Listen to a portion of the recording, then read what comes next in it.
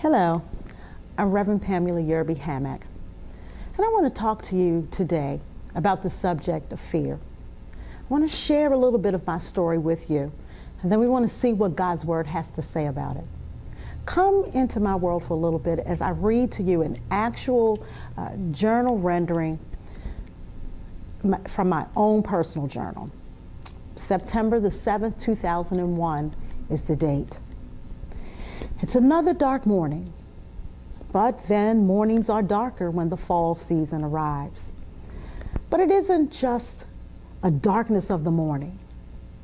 There is an inner darkness with me here now. I'm not just surrounded by darkness I can see, but it's a darkness that I can feel. It's not just a darkness of the external, but it's a darkness of my spirit. I feel it. I taste it. It's been showing up every day, threatening to kill me.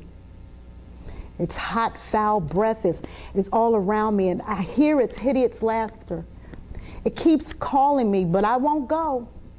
It wants me. I know it does. It reaches out to grab me, to hold me. But what is it? It's ugly and it's horrifying. I ask myself, what have I done? Why does it want to make me a victim? Oh, I see now. I can see the inner darkness now. It's the spirit of fear, and it's even more ghastly than I thought. Its mouth filled with vicious teeth has opened wide to receive its prey, me. And it's saying all kinds of evil things, things that I don't want to hear.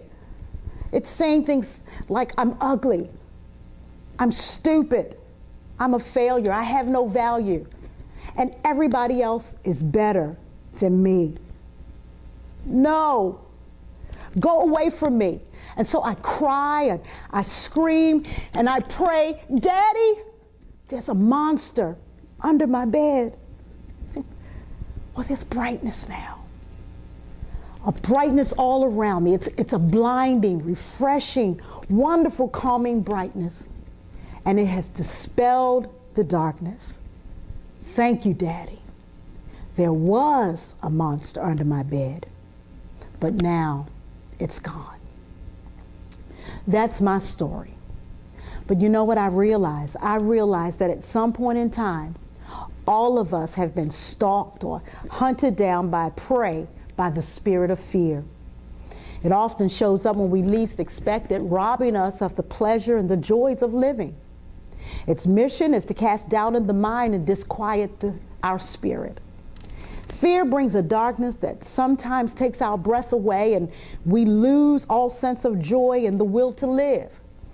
Fear has a way of telling us, what's the use? Just give up. Life is too hard to live. Fear is the result of our hearts and minds doubting God, doubting God's love for us, doubting His care. I must admit that I have a lot of fears, and I sure wish that I could say that I was completely free of fear and that I wasn't afraid of fear, but the truth of the matter is that I am petrified of fear. I'm afraid that I'll lose my job. I'm afraid that I'll get sick. I'm afraid that my loved ones will die. I'm afraid I won't be successful. I'm afraid that people won't like me. I'm afraid that I won't please Jesus.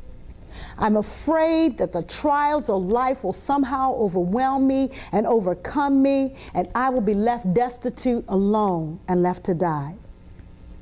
There, I've said it.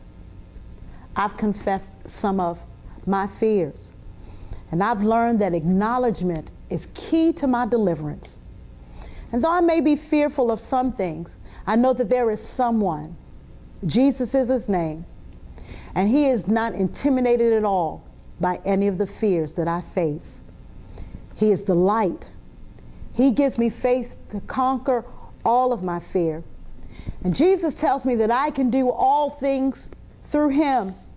And so whenever fear grips my heart, whenever it threatens to steal my joy and my zest and desire for living, I'm just going to turn on the light of Jesus, let him know that there's a monster under my bed, exercise my faith, and all darkness and fear will be dispelled. Come now with me and join me in this God-filled and empowering teaching. Daddy, there's a monster under my bed.